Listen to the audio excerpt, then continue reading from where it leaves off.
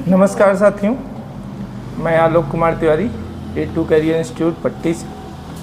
साथियों, आज का जो विषय है एक छोटा सा विषय है जिसमें हम आपको कुछ बातें आपसे करना चाहते हैं, आपसे कुछ दिशा निर्देश भी चाहते हैं।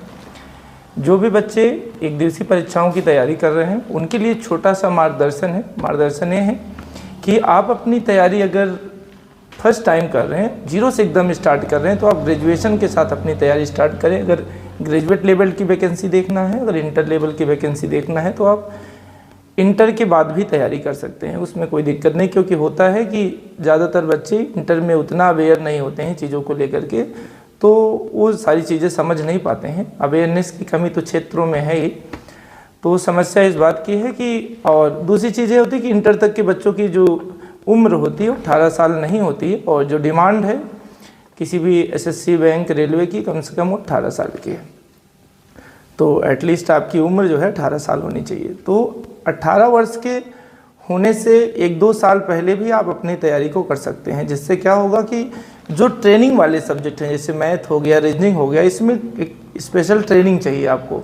ये सीखने का विषय है, सीखने और सिखाने वाला सब्जेक्ट है, जिसमें सीखने में हो सकता है अगर आप मैथमेटिक्स के छात्र नहीं हो तो सीखने में थोड़ा सा समय लग सकता है। लेकिन ऐसा नहीं है कि इसके लिए यह आवश्यक है कि आप मैथ्स के स्टैंडर्ड छात्र हों, ऐसा कहीं भी नहीं है।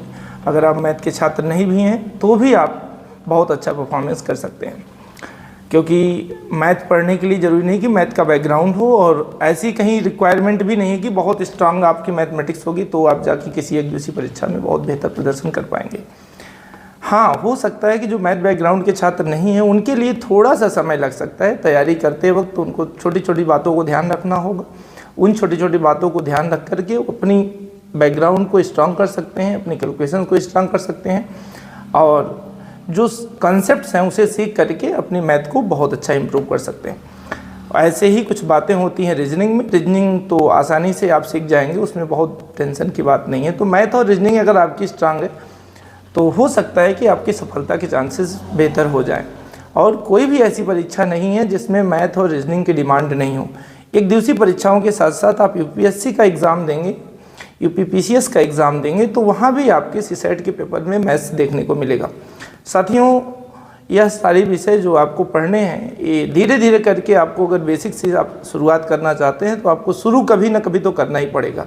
तो बेहतर ये होगा कि अपने ग्रेजुएशन के साथ अपनी तैयारी को स्टार्ट कर लें, और ग्रेजुएशन कंप्लीट होते होते आपकी एक अच्छी तैयारी हो सकेगी, और अच्छी तैयारी के बाद आप जब किसी एग्ज़ाम में पार्टिसिपेट करेंगे तो आपका रिजल्ट बेहतर होगा। ऐसा नहीं है कि